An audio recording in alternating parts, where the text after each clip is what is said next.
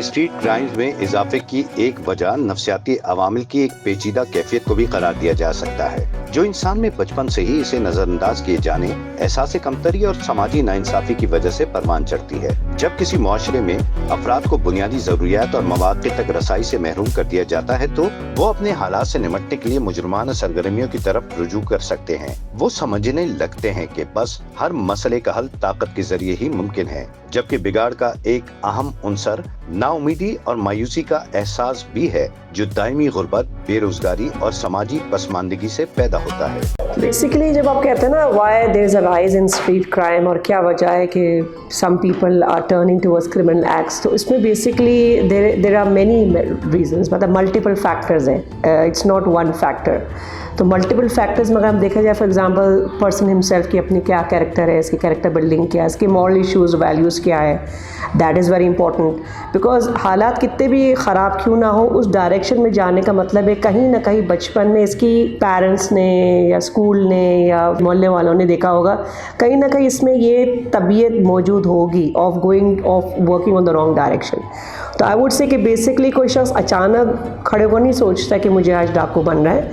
Basically माजी कि कुछ हालात और हाल उस चीज़ को मजबूर करता है कि बंदा उस डायरेक्शन की तरफ जाए। So there are multiple reasons, we can not say there is one definite reason. तो नफ्सियात के लिहाज से, जैसे सेड अर्लियर, जैसे साइकोलॉजी में अगर देखा जाए तो जिसके अंदर कंडक्ट डिसऑर्डर है, फॉर एग्जांपल बच्चा जो है ना स्कूल में रिपोर्टेड है कि ज़्यादा अब्यूज़र था, मार पिटाई करता था, लड़ाई झगड़ा करता था, झूठ बोलता था, अगर बचपन में ही ये चीज़ें नज़र आ रही तो हाई चांसेस है कि वो ऑपोजिशनल डिफाइंड डिसऑर्डर जो हम बीमारी में कहते हैं, वो ऐसा काम करेगा जो सोसाइटी के नॉर्म्स के ख़िलाफ़ हो।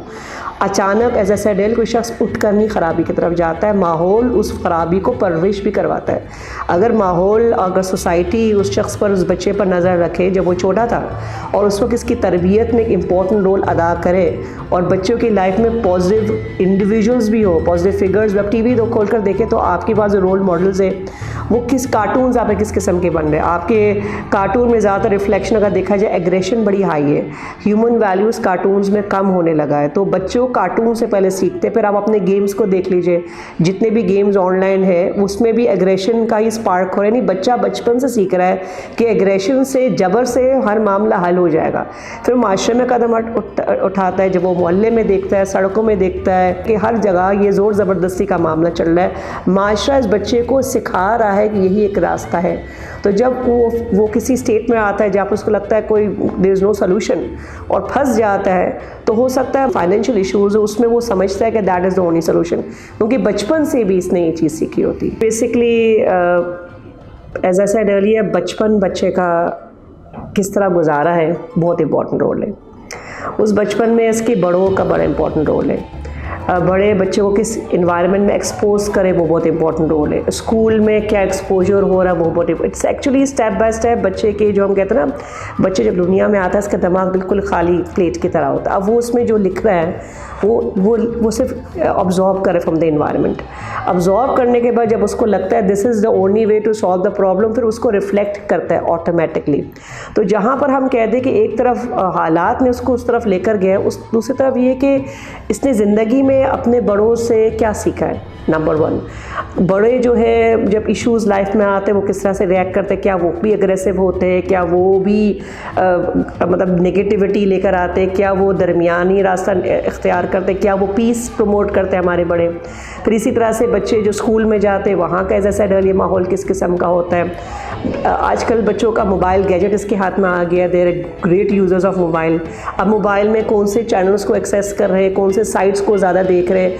हमारे sadly speaking keep check balance तो है ही नहीं, ना पेरेंट्स का मोबाइल के बैलेंस पर हम चेक करें, ना जहाँ पर चेक होना चाहिए वहाँ चेक हो रहा। तो बच्चा हर जगह पर आजमाता है, आजमा कर वो सीखता है कि जहाँ ज़ोर ज़बरदस्ती हो, जहाँ पावर हो, जहाँ तशद्दुद हो, वहाँ पर बात मान जाती है। तो तहज़ीब की जब बात की जाए ना तो हमें पता है पाकिस्तान का जो अपना सकाफ़त है उसमें सिर्फ प्यार, मोहब्बत, भाईचारा, अमन, एक दूसरे के साथ रहना, बर्दाश्त करना, एक दूसरे को जगह देना, वो हमारा तहज़ीब है। मतलब हमारी तहज़ीब में अगर लचक है वो ये कि अपने आप को कुर्बान करो सामने वाले की ज़िंदगी में मुस्कुराहट लाने के लिए, ये हमारा तहज़ीब है। अफसोस के साथ ये कि जो ज़माना आगे बढ़ रहा है तो हम अपने बच्चों को जो तहज़ीब एक्सपोज करें वो ये कह के बेटा जाओ और अपना दिखाओ का लैंग्वेज है कि आप दब क्यों गए, आपने जी क्यों की, आपने अपना आवाज़ क्यों नहीं उठाया। नहीं, आप बच्चा अगर आकर कहेगा फ़ला शख्स ने हमें छेड़ा या डांटा। पहले ज़माने में होता था मोहल्लेदारी इतना स्ट्रॉन्ग था कि अगर बच्चा रात को या दिन को किसी के साथ गलत करता था तो मोहल्ले वाले आकर उसको समझाते थे। अब ये कि मोहल्ले वाले समझाए तो घर वाले कहते हैं आपने किस हक़ पर उसको समझाया।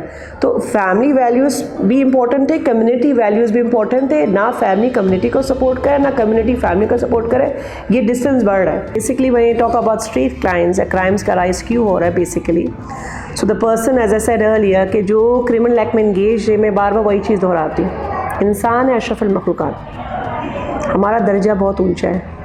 जब इंसान समझ ले कि अल्लाह चाहता तो हमें जानवर बना लेता, हमें चाहता एक बेज़रर पत्थर बना लेता, हमें चाहता सूरज चाँद सितारा बना लेता। अल्लाह ने हमें एक इंसान क्यों तख्लीक़ किया है? क्योंकि रब को पता है कि हमारे अंदर वो सारी सलाहियतें मौजूद है जिससे हम कामयाबी की तरफ जाएंगे। तो जो ज़िंदगी में हालात आते हैं इंसान को मोल्ड करने के लिए, जैसे कहते हैं ना कि आपके पास कोई मेटल है, आप उसको कोई शेप करना चाह रहे हैं तो आप बाकायदा उसको आग में डालकर उसको करेंगे, फिर वो शेप आएगा। इसी तरह से द थिंग इज़ कि प्रॉब्लम्स इन लाइफ आते इस वजह से ताकि आप एक बेहतरीन मजबूत शख्सियत बनकर आए। अब आपकी मर्ज़ी उस शख्सियत की बजाय आप दुख में बैठे रहो और आप अपने आप पर नेगेटिविटी लेकर आओ और आप अपने आप को दलाइल दो कि यार मैं टूटा फूटा शख्स हूँ, मुझे तो कभी ज़िंदगी कुछ मिली नहीं थी।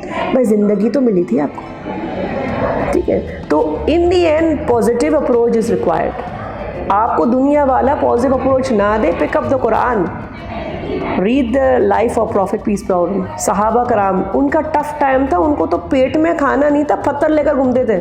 हमारी ज़िंदगी में ऐसा टाइम आया, अल्लाह ना करे, जो हम पत्थर लेकर सो रहे, खजूर पर तवक्कल करते थे। भाई भूख लगा, कहेंगे बड़ी बातें नहीं, आप दीन उठाकर देखें, उनकी ज़िंदगी में फाका आया था, उनकी ज़िंदगी में गुर्बत था मगर ईमान की गुर्बत नहीं थी। हमारे ईमान और गुर्बत आ गई। अगर ईमान को मजबूत करेंगे तो फाके की हालत में भी हम अल्लाह को तलाश करेंगे। उनको जब तलाश करेंगे, दिल को तसल्ली होगा तो हमारा दिमाग सही रास्ते पर चलेगा। So I am the factor कि आप कुछ भी कर ले, in the end it is your choice कि आप कौन से लाइफ डायरेक्शन को ले। आपकी मर्ज़ी आप क्रिमिनल ऑफेंस क्रिएट करें और आपकी मर्ज़ी आप क्रिमिनल को रोक कर आपके नहीं, ये रास्ता पर मैं नहीं चलूँगा, मैं सिरातुल मुस्तकीम पर चलूँगा और ऐसे रास्ते पर चलूँगा, उसके लिए आप मेहनत करो, स्किल इन्हांस करो, ख़ुद कोशिश करो, अल्लाह के दरवाज़े बाबा ठक दो, रास्ते खुल जाएंगे। तवक्कुल करना हमें सीखना पड़ेगा, बर्दाश्त हमें खुद अपने अंदर लाना पड़ेगा, तो फिर आपके अंदर एक मिजाज आएगी कि यू हैव टॉलरेंस, आप अपना बेस्ट देंगे and you will get the best in the end.